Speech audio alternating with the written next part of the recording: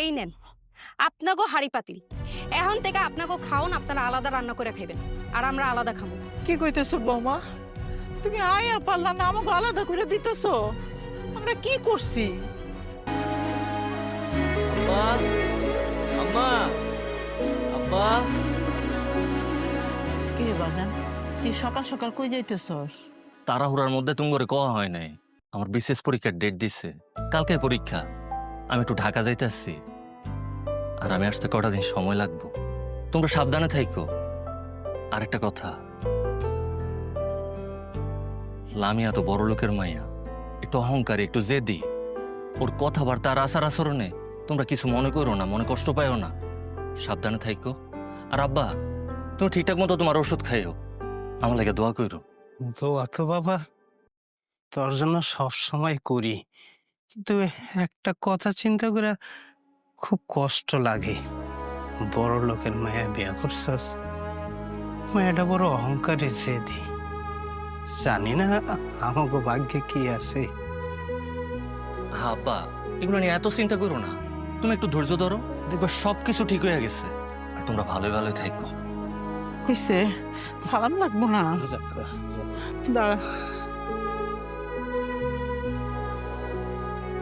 আল্লাহ ভরসা, আমানিল্লাহ।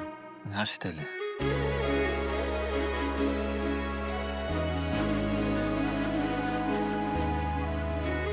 আল্লাহ যেন পরীক্ষাটা ভালো ভালো দিতে পারে। দোয়া করো, আল্লাহর কাছে দোয়া করো।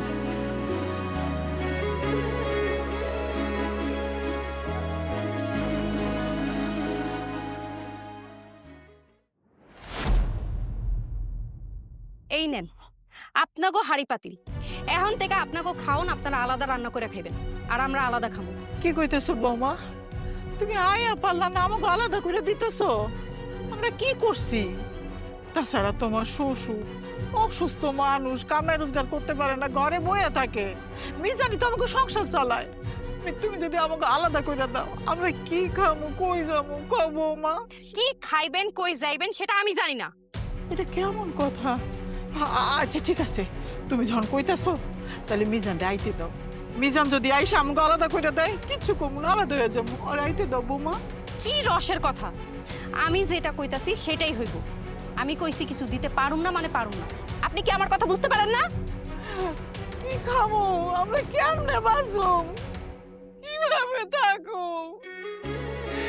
আমি আর কি করুম, কই যাবো? আরে আল্লাহ, এই কোন পরীক্ষা আমারে ভালাইছো? আমি আর কি করবো?